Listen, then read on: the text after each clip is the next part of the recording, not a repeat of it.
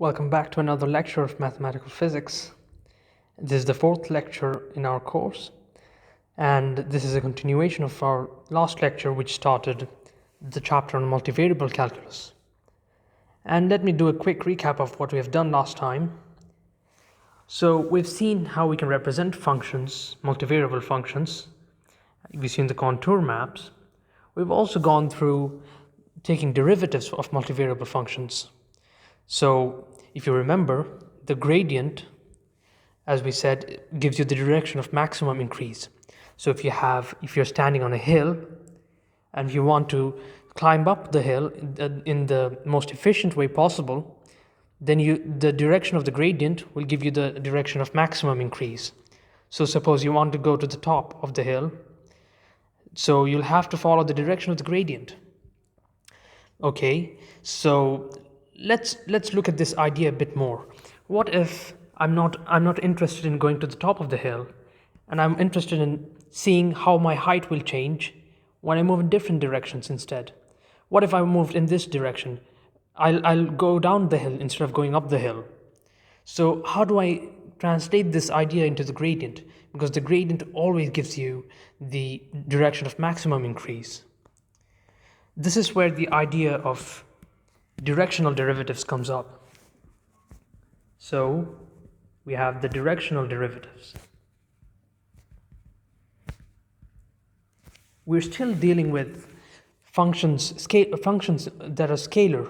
We're not dealing with vector functions yet. We'll do that soon. So directional derivatives tell you if I have a function of multiple variables and I want to move in a specific direction. So how does the function change? I have inside here a function f of xy and possibly even z. So I want to know how does f change when I move in a specific direction, say u hat. So how do I find this? We'll find this by computing the gradient first. The gradient is going to give you the direction of maximum increase, as we said before. If I want to find the gradient or the change in f in the direction of u hat, all I have to do is take the dot product with u hat. As simple as that. Because if you notice, the gradient goes something like this. This is the gradient of f. If I want to find the gradient in the direction of u, all I have to do is just take the component of gradient in the direction of u. So let's take an example on this. So I have a function phi, which has the form x squared minus y squared plus 2xy. And the question asks me, find the direction of maximum decrease at a given point 1, 1. So you can see that this is a function in two variables, and I'm asked to find the direction of maximum decrease. Now, before I do this, let me just justify why the gradient is in the direction of maximum increase. So we have the general expression of the change of f in a specific direction u, which is given by gradient of f times dotted with the direction hat, the unit vector along direction u hat, right? So suppose I want to find whether this function, this gradient, is the maximum or the minimum. What do? I just take the magnitude of this on both sides. And as you know, if I'm dotting two vectors like this, and I want the magnitude of them, all I have to do is take a, b, cosine theta, where theta is the angle between these two vectors, right? So suppose I have this theta in here between the gradient of f and u, then I'll have gradient of f, magnitude of gradient of f times magnitude of u hat times cosine theta. Now u hat, as we said, is a unit vector. So it's a unit vector, so it must be 1. So I have this equals gradient of f, the magnitude of gradient of f, times cosine theta. Now if you notice, this thing is going to become maximum when cosine theta is 1, because cosine theta goes between 1 and minus 1. So if I want the maximum value of cosine, it's 1. When is cosine 1? When theta equals 0, i.e. the gradient of f and the u hat are pointing in the same direction. This means that this quantity, the gradient of f in a specific direction, is maximum when u is parallel to gradient of f. So which means that our interpretation that the gradient gives you the direction of maximum increase is valid. Okay, so back to this example now. I'll just copy this question to the next page.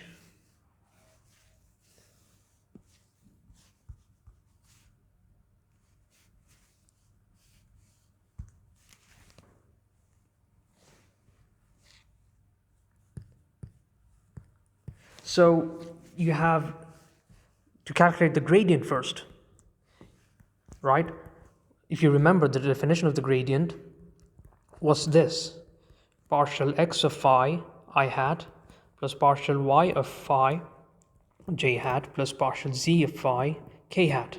This is because we said the gradient is like an operator. It's like a vector with components partial x, partial y, and partial z. Right? That's why you have this form. This is from the last lecture. And if I compute this quickly, I'll have partial x of phi gives me 2x from this one and 2y from this one. Because y is treated as a constant in here. When you're taking partial with respect to x, everything else just appears as a constant. Also, if you notice, I don't really have a z component in here. So this is redundant. So this is partial x, and partial y of phi will give me minus 2y from this one and plus 2x from the second one. So I'll have the gradient will be equal to 2x plus 2y minus 2y plus 2x. And if I substitute xy equals 1, 1, this is the point they're giving you in the question. You should evaluate the gradient at this point. Not just the gradient, they want the direction of maximum decrease. So there's a twist, because the gradient gives you the maximum direction of maximum increase. So how do you find the direction of maximum decrease? Let's first substitute x and y inside here. So we'll find both of these are 1, so you'll have 2 plus 2 is 4. And these will be minus 2 plus 2, which will give you 0. So this is going to give you 4i. Just the notation here. So by the definition of the gradient, this is the direction of maximum increase. If my function increases in the x direction, the change of the function's value is maximum. So if I want to find the opposite thing, I'll have to take the opposite direction. So I'll have to add a minus sign in here. So the answer here would be maximum decrease along minus I. So this is coming from the interpretation of the gradient. The gradient always gives you the direction of maximum increase. Okay, so let's do an example where we're asked to find the derivative of a function along a specific direction. So this is another example. We're given another phi equals x squared plus sine of y minus xz. So this is a function in three variables, x, y, and z. And you're asked to find the direction, the derivative of phi in the direction of 1, 2, minus 2. At a given point x, y, z equals 1 pi over 2 minus 3. Well, this is a vector, so I should, use this notation. So this is a vector. This means I plus 2j minus 2k. This is the direction u that we have been using in the last question. The direction they give you here, this direction, the u that is independent of the choice of gradient. Okay, so let's do this quickly. First thing you have to do is calculate gradient of phi as usual, and this is basically evaluating three partial derivatives: partial x of phi, partial y of phi, partial z of phi. And this is going to give you, if I do it quickly, 2x minus z, and I'll have cosine from the sine y, and I'll have a minus x from the last term, this term here. This is my gradient, and now I should substitute these values here for x, y, and z. So what will I get?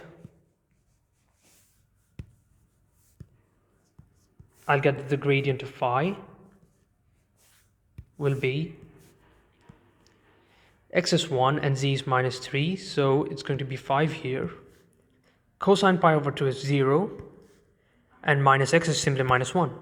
This is the gradient, and this is going to give you the direction of maximum increase. Now they're giving me a direction, u hat, along which I need to find the derivative of phi. So I need to find d phi by ds along u hat, where ds is simply, any length, just to denote the derivative. I can also write gradient of phi along u hat. These are just notations, you don't have to worry about them. All I have to do is dot the gradient with u hat. And u hat, if you see here, you have to divide by the length of u here. They're not giving you the unit vector. So you should always keep that in mind, because whenever you're talking about a direction, you need to make sure that you're using the unit vector. So you have 1, 2, minus 2, 1, 2, minus 2, divided by the length of this. If you notice, this will give me 1 squared plus 2 squared plus 2 squared. The square root of this, which is square root of 9, which is simply 3. So I'll have to divide by 3. This is coming from the length of u being square root of u dot u. From the definition of one of the properties of the dot product, it gives you the length when you dot a vector with itself. And the gradient, I'm just substituting the gradient here, 5, 0, minus 1. So this implies the gradient of phi along u hat is, simply dotting this, I get 1/3 5 plus 0 plus 2. Is this right? Yeah, I guess it's right. This should give me 7/3 along u hat. I'm using this, I'm adding u hat because this thing is in the direction of u hat. Okay, so this is your answer. Now let's move on to some other topics. So last time I told you about the chain rule. Suppose I have a function f of x, y, z, and I want an infinitesimal change in f. I have df equals partial f over partial x dx plus partial f over partial y dy plus partial f over partial z dz. We try to motivate this by saying that, since you have when you have a multivariable function like this, you can take derivatives in many directions. This quantity, it captures this this behavior. So I can take df over dy. I'll just divide everywhere by dy. So the chain rule captures the geometry of your space, right? So, but the chain rule is something that is much more general than, you know, Cartesian coordinates or polar coordinates. I can have some random general coordinates u, v, and w, and it will still be valid.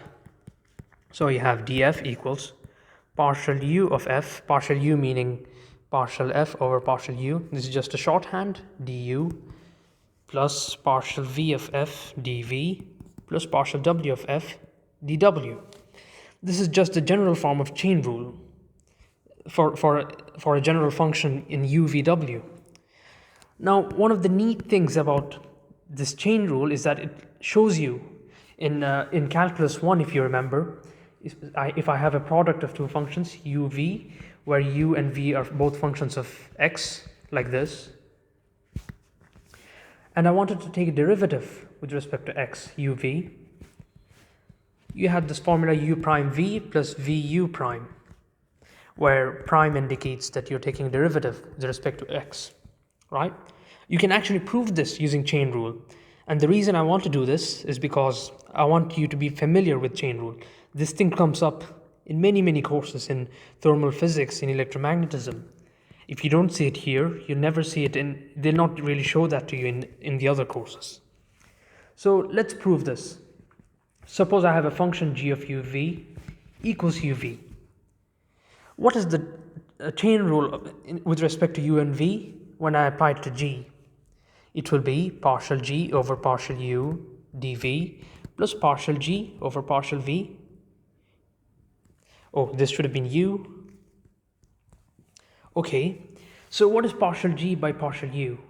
I treat v as a constant, so I'll have only u, the u will disappear because du by partial u is 1, so I'll only have v left,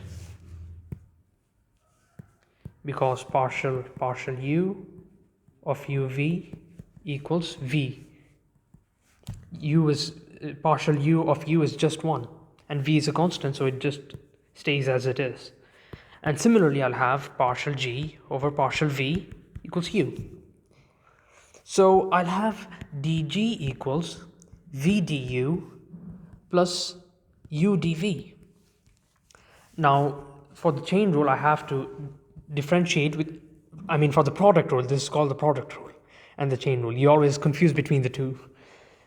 They do similar things. Okay, so I'll have to divide by dx on both sides, like this. So at the end, I'll get g prime of x equals vu prime plus uv prime. So we've proven the product rule. If you haven't seen this derivation before, and you've just memorized this formula, now you know how it's derived. There's a sort of satisfaction to this. I hope you share my satisfaction. Okay, we can actually do the same thing using the quotient rule, right? Suppose I want to differentiate a function of this form, u over v. You had the quotient formula, if you remember from calculus, u prime v minus uv prime divided by v squared. You've probably memorized this and applied this multiple times. Now I'm going to show you how it's derived. So I take g equals u over v. What is partial u of g? It's simply 1 over v, right? Because u becomes 1 and v remains as a constant since you're taking a partial with respect to u. And similarly, I can take a partial with respect to v of g. If you remember, d by dx of 1 over x is minus 1 over x squared. And similarly, partial v of 1 over v is minus 1 over v squared. And you have the u stays on as a constant. So, and using this and the chain rule, and this chain rule, I can just substitute the values of partial g over partial u and partial g over partial v. And what will I get? dg equals 1 over v du minus 1 over v squared, u over v squared, because you have u as a constant, it stayed on as a constant, dv. And if I divide both sides by dx, what will I get? I'll get u prime over v, since this is u prime, and v prime minus uv prime over v squared. Now if I take the common factor in the denominator, v squared, I'll have u prime v minus uv prime. This is the derivative with respect to x of u over v. Hence we've proven it. So I hope you actually appreciate this, where it comes from. It comes from the calculus of multiple variables. Although you're doing differentiation with respect to one variable, u of x and v of x are simply, functions of one variable, but you're considering u and v themselves as variables. You see the power of multivariable calculus. So, and that's it. That's all I had to say about chain rule in general. Okay, so now we want to move into vectors, functions, vector functions. So we began multivariable calculus, the chapter, with the idea of fields. So far we've dealt with scalar fields, where f of x, y, z, they all belong to real numbers.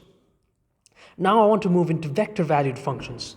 I'm talking about functions that give you vector answers, like the electric field in space, which gives you three numbers, ex, ey, and ez.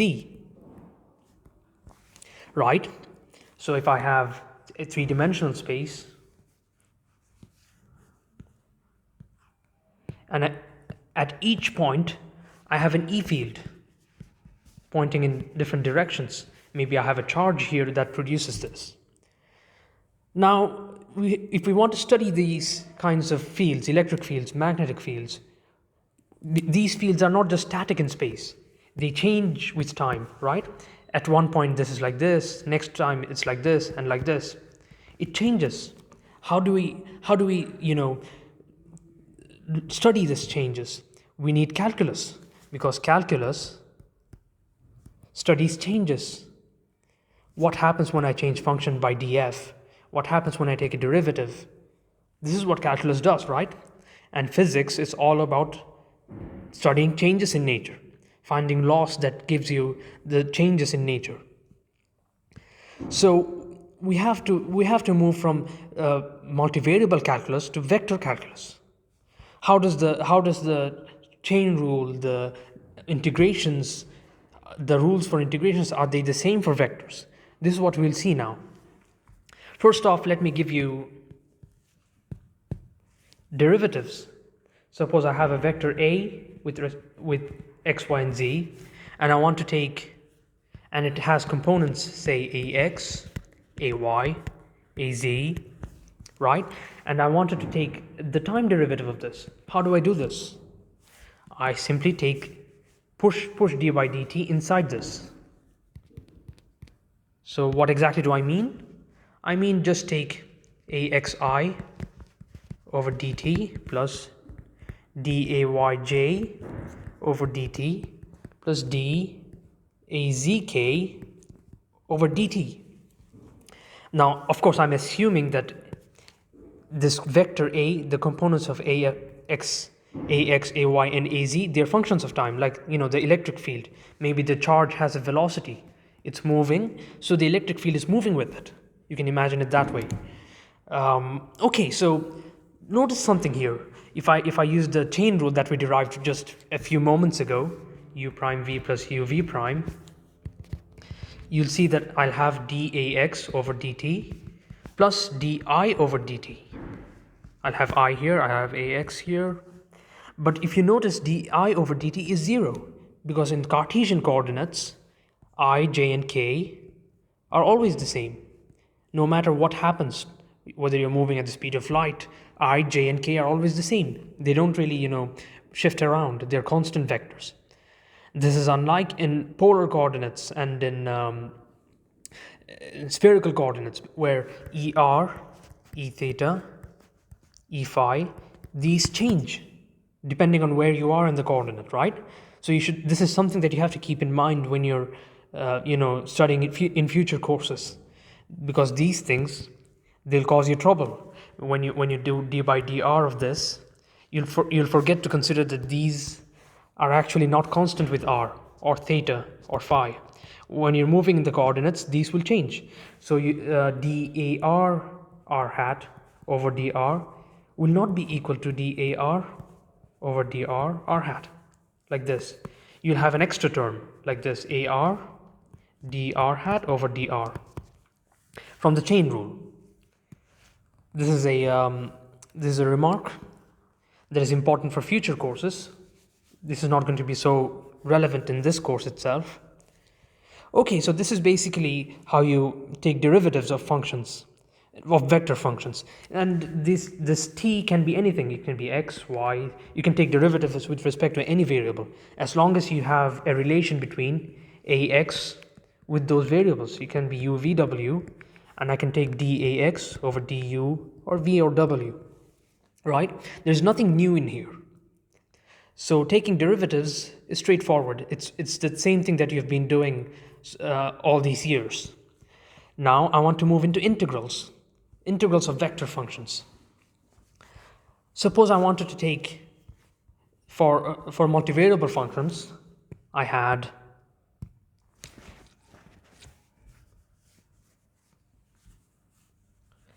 a function something like this, right? And if I wanted to take an integral, I had to define a region of integration. I want to take an integral over this region of x and y, right? And I will integrate. If I integrate this, I'll have a volume. What does it actually mean to take an integration of a vector field over a vector field? Does it actually have a physical meaning? And the answer is yes. There are many physical quantities that are actually integrals of vector fields, and you've probably seen a few of them already. You've seen the electric flux, for instance, which is actually an integration, electric flux. And then you have probably seen potential, electric potential, magnetic. You do have magnetic potentials, electrostatic potential. They are integrals over vector fields, and we're going to see like how you obtain these and how they're obtained from vector fields. Firstly, let me just draw a vector field. Suppose you have a vector field like this. How do you take integrals over vector fields? There are actually multiple ways you can take integrals. Suppose one of them is the line integral. I have a point in the space. I have a line in space like this. The line integral, what it does, how do you interpret line integral? What is the meaning of line integral? So I'm starting with the line integral. Intuitively, you can understand line integral as a scalar. It gives you a scalar value. Potential is a scalar, isn't it? Line integral, you can explain it by considering work. Work is the dot product of force and displacement, delta x. If I want to take if I have a path gamma, and I'm starting from point 1 to point 2, the work done along this is from point 1 to point 2, I take the line integral of f dx. Okay, so this is what the line integral means. It takes a vector and spits out a scalar value, and you can understand it intuitively from the definition of work. Okay, so in practice, you don't really have scalar dx like this. In practice, you have a vector, because the position is a vector, if you remember. I'll have dr like this. So how do I compute it? What's dr actually? If I select a point in here, how do I find the value of dr? Well, simply speaking, dr is calculated like this. If I move dx, some amount dx in here, in the x direction, x is along here, you have dx in here. Also you have some change in dy in here. If I want to find the position is x and y, right? Position is xi plus yj. If I take dr, I'll simply take dxi hat plus dyj hat. It's as simple as that. It's intuitive. It's also simple. So let's consider the case of a 2D vector field. So I'm in the plane, 2D plane. This is x and this is y. And I have a vector field in 2 dimensions. This can be like a charge, like a field produced by a charge like this. Okay, so, and the field is given by, has components m and n, where m can be a function of x and y, and n can also be a function of x and y. If I want to calculate the line integral, I'll have to dot f with r, dr. Right? So how do I do the dot product? I'll have dr, if you remember, is simply dx and dy. If I take the dot product between the two, this and this, m and dx, and I'll have n multiplied with dy. So f dot dr gives me m dx plus n dy.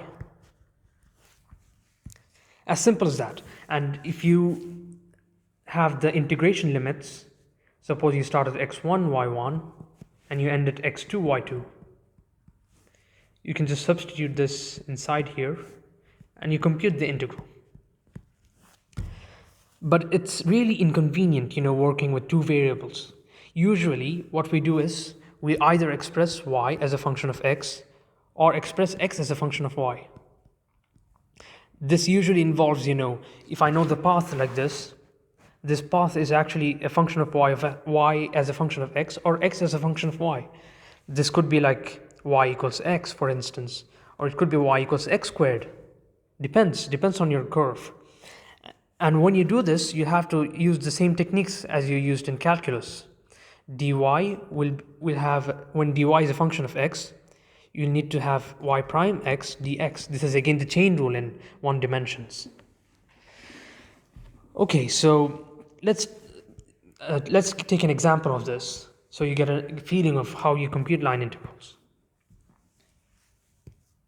So I have a vector field f.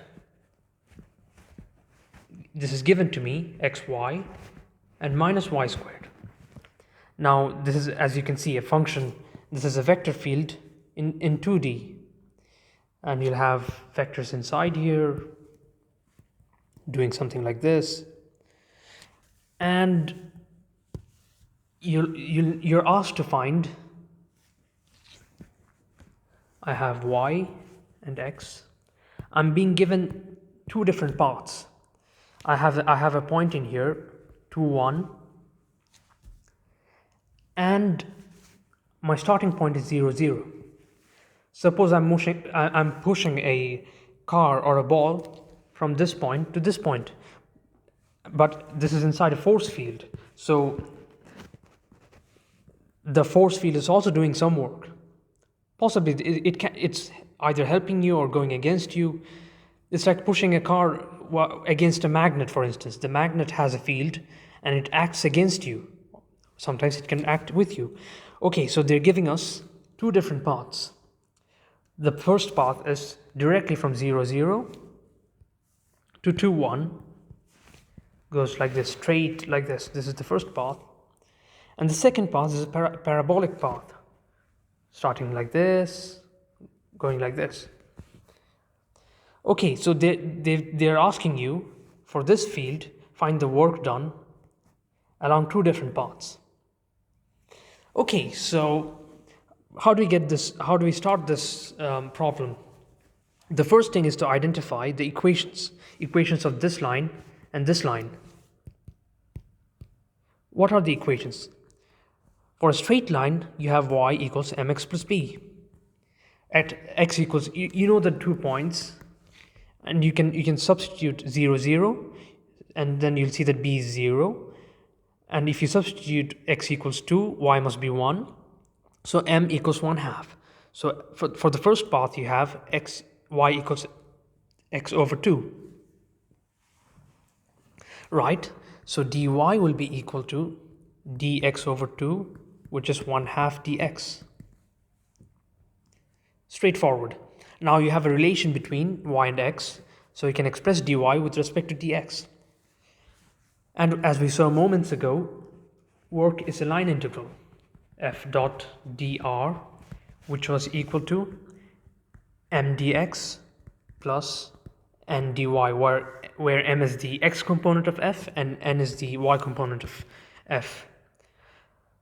Now I have m is also a function of x and y, n is a function of x and y, which are given here. M equals xy, but y, as we found, y was x over 2. So you can substitute for y here. So everywhere you see y, you substitute for it. So you have an expression, f is purely in terms of x. The force field is purely in terms of x. And this is possible. This is possible. Why? Because you have a line. So this is an idea that I mentioned before, the degree of freedom. You can only move along one dimension like this. So you can find some variable, if not x and y, it can be t, some parameter t with which you can express everything. And you're guaranteed this for most functions that are, not pathological. So I have m equals x squared over 2. And similarly, I have n equals minus y squared. But y is x over 2. So I'll have minus x raised to x squared over 2.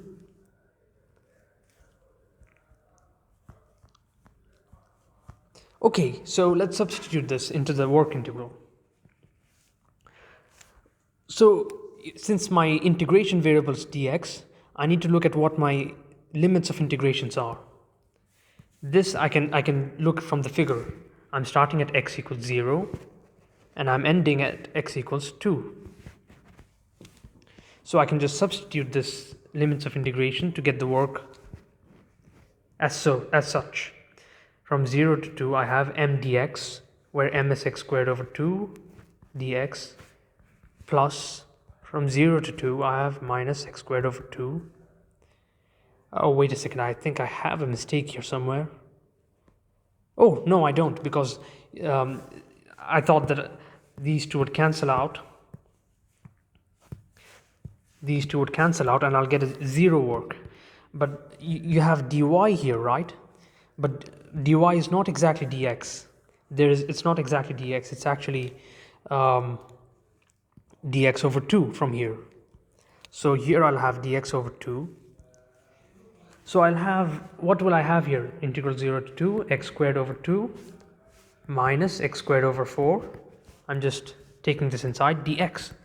And this is nothing but integral from 0 to 2, x squared over 4 dx.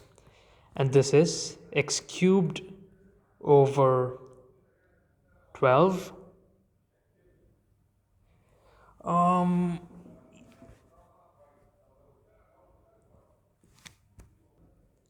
Okay, so it appears that I have a mistake here. So I had, the force field was given as minus y squared. So I should have had 4 over here. So I have 4 here, so I'll have 8 here. So if I calculate this, I'll end up with 3 over 8 x squared. And so the integration is x cubed over 3 from 0 to 2. So the work along the first path is simply going to be x cubed over 8 from 0 to 2, and it's obviously just 1. Okay, so we're done with the first path. Now we need to find the second one. How do I do this? For path 2, I have a parabola starting from 0 to 0, 0, 0 to 2, 1, and it has the form y equals cx squared, right? Because there would have been a constant, but you're already starting with 0, so it must be of the form y equals cx squared. Now at x equals 2, y equals 1, so I have 1 equals c2 squared, which implies c equals 1 over 4. So this path is simply x squared over 4. Now the integration, before I do the integration, I have to express everything in terms of x or y. I have a relation between y and x. I can also express x in terms of y. That would give me 4y, square root of 4y. But it's your choice. You can use either relation. So similar to before, m equals xy and y equals x squared over 4. So I have x cubed over 4. And n equals minus y squared, which is minus x raised to 4 over 16. And of course you have to make sure that you get the dy right, because dy equals x squared over 4. So I have dx squared over 4 by dx. This is the chain rule. So I'll simply have x over 2 dx. This is dy. Okay, so now let's calculate the work done along path 2, W2. Again, the limits of integration, x equals 0 to 2, and you have m is x cubed over 3, x cubed over 4 dx, plus integral 0 to 2 minus x raised to 4 over 16, and remember dy was x over 2 dx. So I have, if I do the integration here, I have x raised to 4 over 16 minus x raised to 6 over 32. So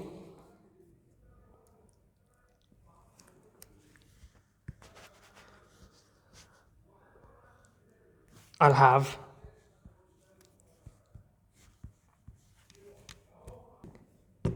okay, so we have x raised to 5.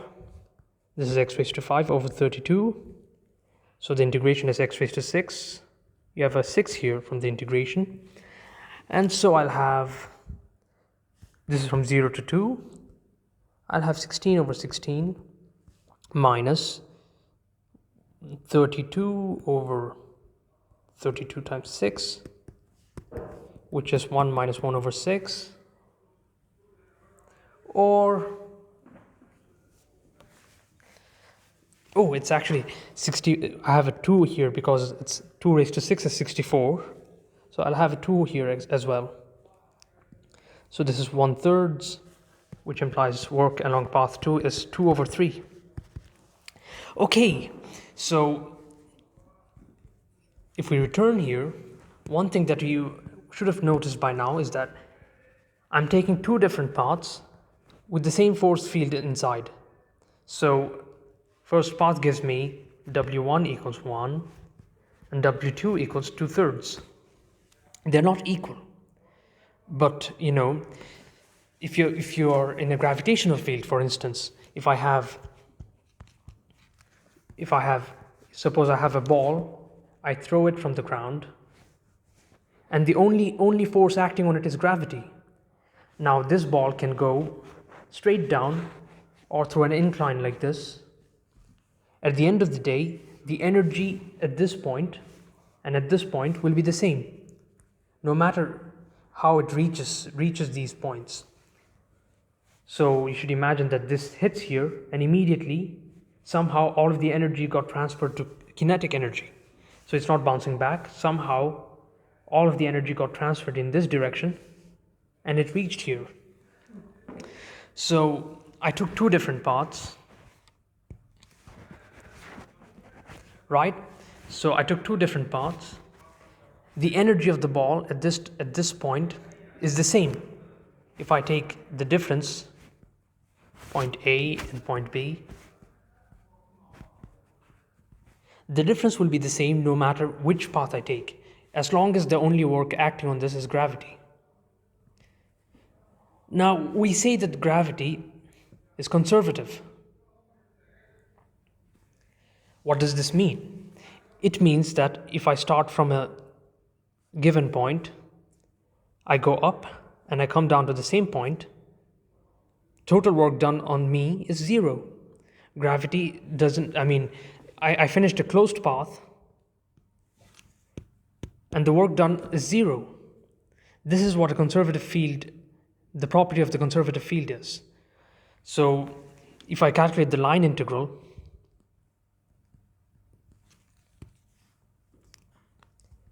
f dr along a closed path, this means that my path is closed, I'll get a zero in here. But in this case, you can imagine that if I start from this path, the straight line, and I return in this path, what will be the work? Let's try and calculate it. Delta W equals first work minus the second one along the second path. So I have 1 minus 2/3, which is 1/3. This is not equal to 0. So this tells us that whatever this field is,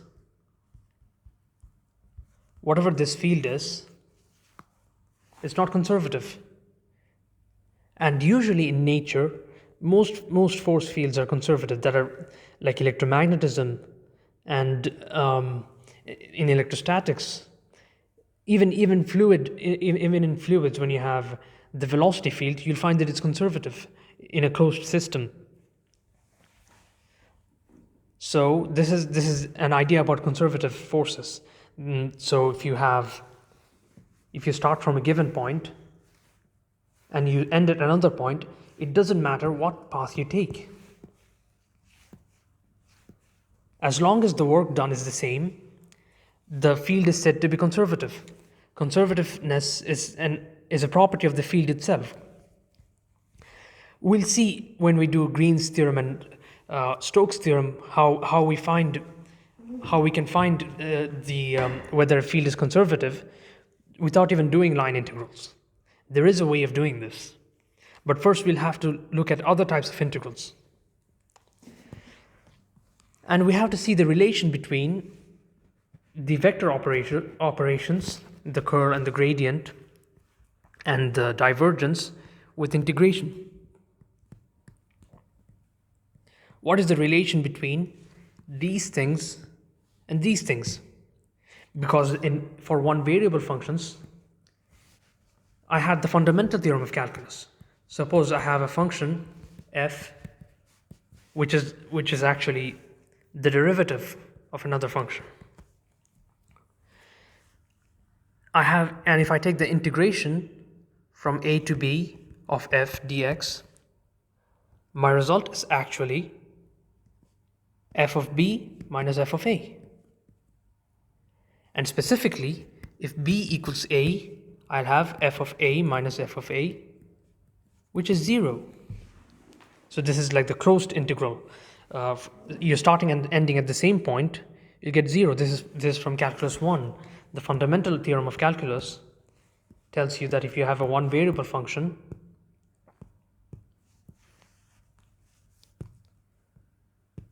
and if I know the antiderivative, this function is known to be the derivative of another function.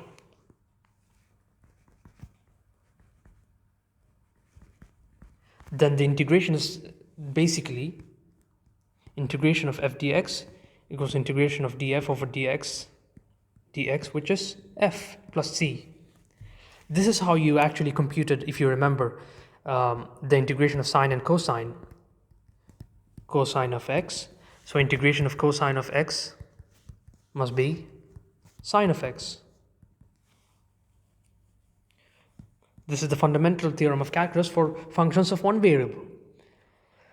Now we want to see the fundamental theorems of calculus for vector calculus. So in vector calculus, we have 3 fundamental theorems. One for line integrals.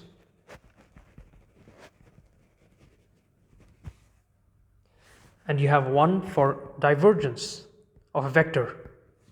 And you have one for the curl of a vector. This is because vectors live in a 3-dimensional or higher dimensional space. So it only makes sense that there are more than one. But if you go into higher math, you'll see that all of these theorems, they're one and the same. That's when you go into higher math, you can explore this in more detail. But at this level, you'll have to know that what these theorems are and how you use them. Okay, let's start with the line integral first. I decided that I won't give you the derivations of these theorems because that's beyond the scope of this course, and I don't think you gain much out of it. If you're interested, you can look them up, and I think it's a good idea to look them up because you should never settle for formulas like this. For example, we derived the product rule today and the quotient rules. If you've never seen this derivation, all your life you would have just used this as a fact without even justification. But you see that there is a deeper justification behind these formulas that you see. So it's always a good idea to look them up, but because we are really short of time, unfortunately, I won't be able to go into the derivations of these. So let's start with the line integral, shall we? So the idea goes something like this. Suppose I have vector field that is actually the gradient of some scalar function. So this is similar to saying that f of x is equals df over dx. It's actually the same argument here. And I have a line integral, f dot dr. So what will be my, what does the theorem tell me? It tells me that the result of this integration, let's start with 2 different points, Ra and Rb. And I have f equals some gradient. So I have gradient of phi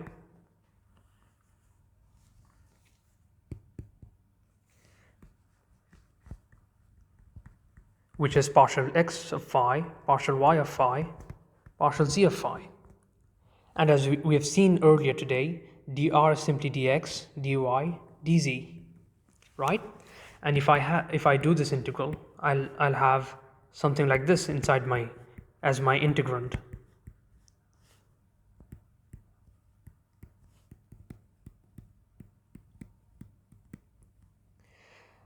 Now, I don't know if you realize that we have actually seen this before.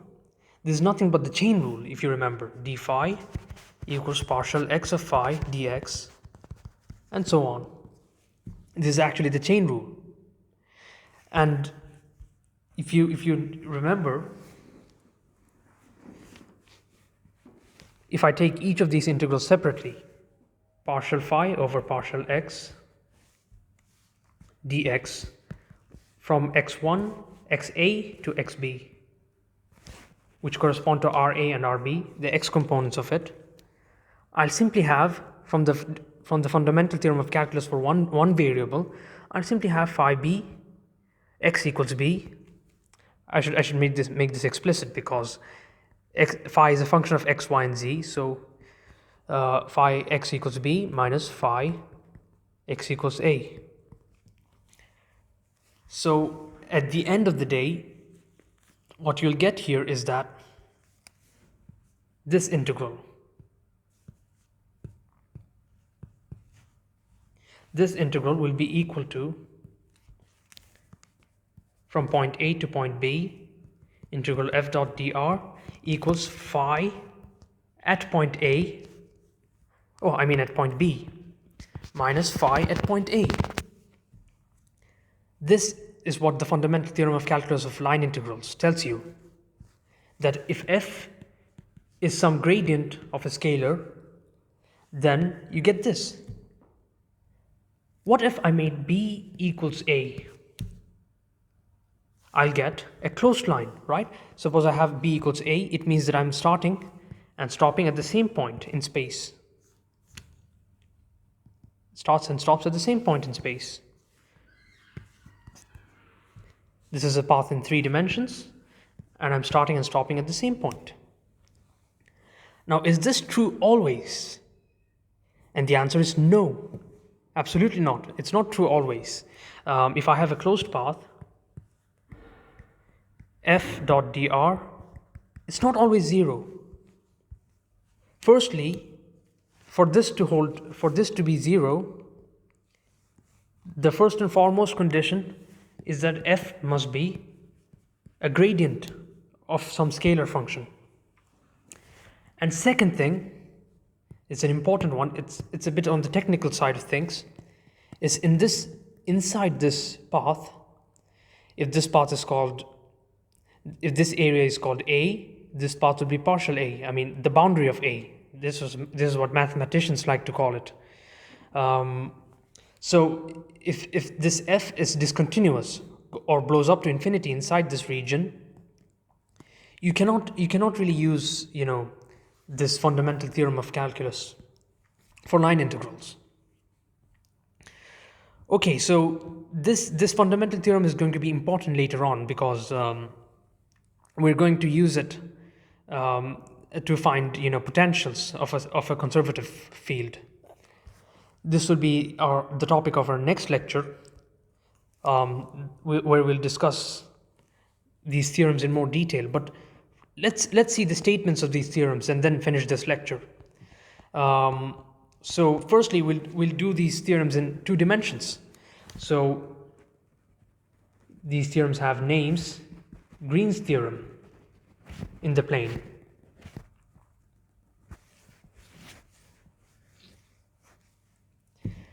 So what does the Green's theorem in the plane tell me? It tells me that if I have a force field F equals P and Q, then I have a shortcut to calculate the line integral.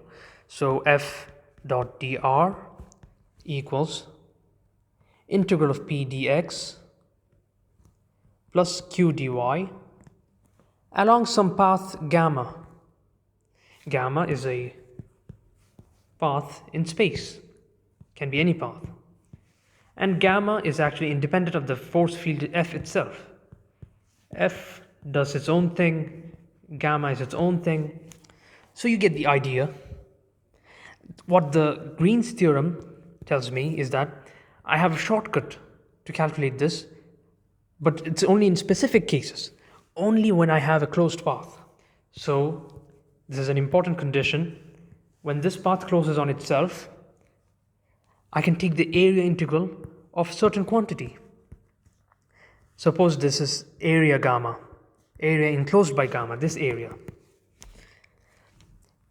I can do this thing, partial x of q minus partial y of p in this area.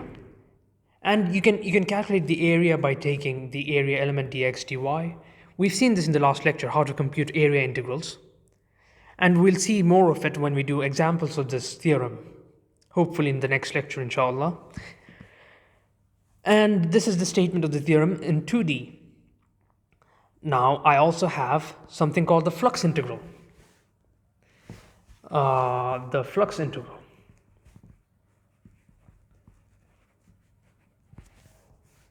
We've seen the line integral. This is another kind of integral that we have with vectors. What does the flux integral tell us? Well, let's give me a physical example. Suppose I have a balloon, right? And I poked some holes into it. So a balloon is filled with water, so the water will come out.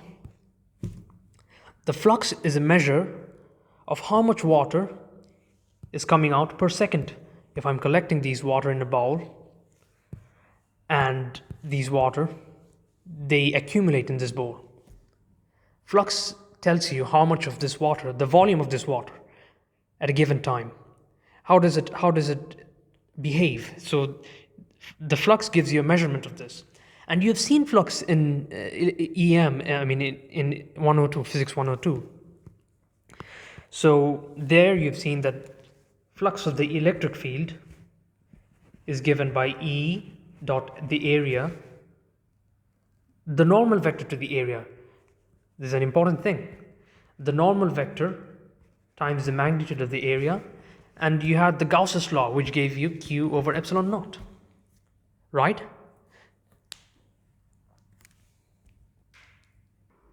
So the flux integral, it tells you how much of the vector field is going out of a surface perpendicular to the surface at each point.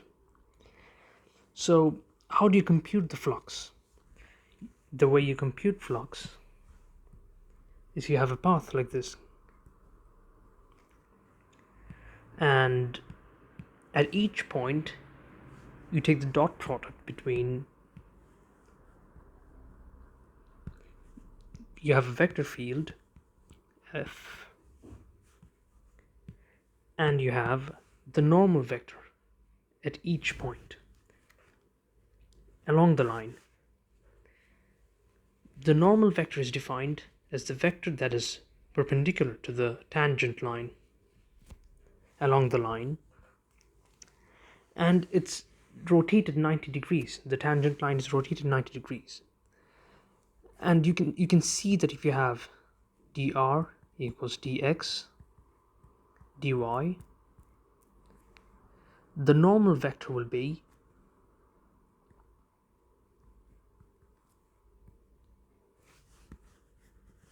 so if you have rotating, r is rotated like this, you'll have minus dy and dx. So you'll have minus dy I plus dxj. This is the normal vector. So the flux integral in 2D is simply f dot dn, which is integral of m minus dy plus integral of m n dx. This is for a two-dimensional field. And the statement of the flux, the fundamental theorem for flux in 2 dimensions, is that the flux is this thing along a given line. Again, this is a closed path, so the theorem only applies if you have a path that closes on itself, starts and ends at the same point. And you have m minus dy plus n dx, where you have these changes are made because you're taking the dot product with the normal vector, this normal vector. And again, the normal vector is derived by rotating dr by 90 degrees, like this. And the statement of the theorem tells you that this line integral, this flux integral, is equal to the area integral of this quantity, partial m partial x plus partial n partial y, over the area, over this area.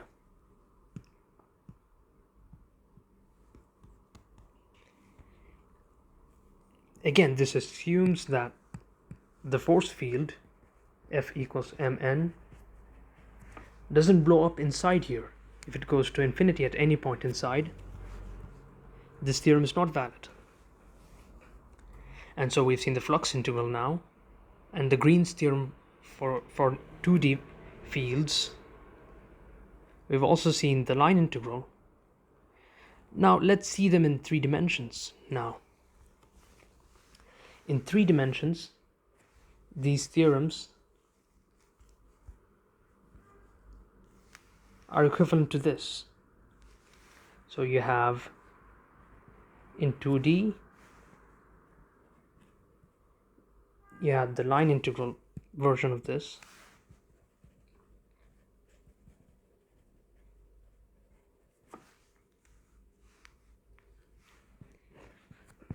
The line integral of a vector field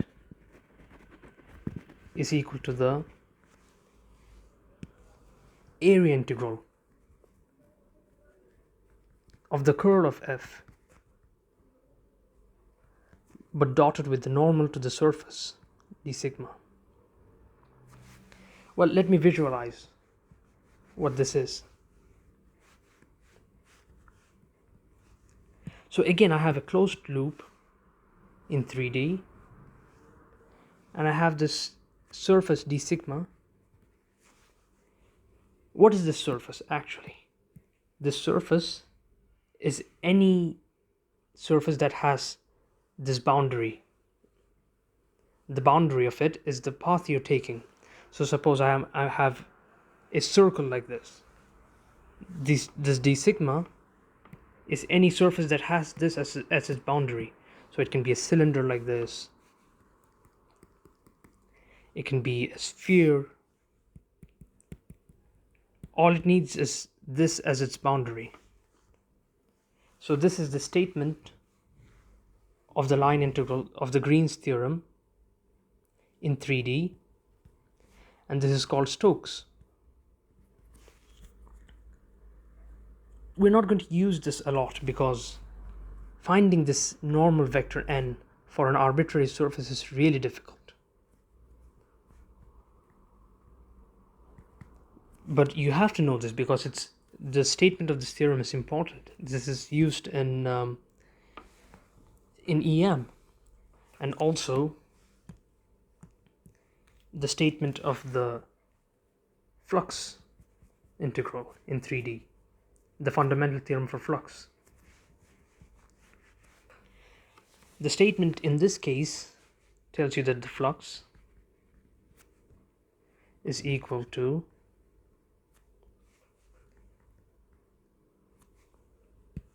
the field, the surface integral of the field.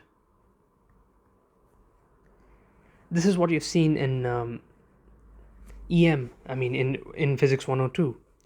The flux is always taken over a closed volume.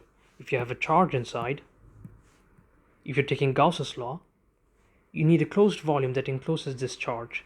It cannot have holes inside or on the surface. So the flux of a field E is nothing but the volume integral of the divergence of E over the whole volume V. Now the volume I'm talking about here is the entire volume enclosed by this surface, let's call it sigma, this surface sigma. Again, these have physical meanings. They're for EM, for instance, this is the flux basically, and you have the theorem flux is E dot A, which is basically this integral. E dot A, you cannot take E dot A when you have a very weird shaped surface, because in that case you need to take an integral, and E dot A is equal to Q over epsilon naught. Now if you look at this integral, it's an integral over volume. So this whole thing has units of Q over epsilon naught. So this thing must have Q over V, the units of Q over V, because the integration gives you an extra unit of volume. But this entire thing has units of charge, so you have Q over V times V. So you can justify that the divergence of E has Q over the units of Q charge over the volume. That is nothing but the charge density over epsilon naught. This is actually one of the Maxwell's equations. This is called the Gauss's law in E&M. Okay, so we have seen now the statements of all the fundamental theorems of vector calculus. We have the flux integral, we have the line integral, which is called Stokes' theorem. We've seen their counterparts in 2D. These are the things that are most important in this course, because we'll be working with a lot of 2D vector fields. And we've seen the fundamental theorem for line integrals. In our next lecture, we are going to see how to apply these theorems and how to connect them to physical systems. And we'll do a lot of practice based on these. I hope to see you then. Thank you very much for listening, and have a great day.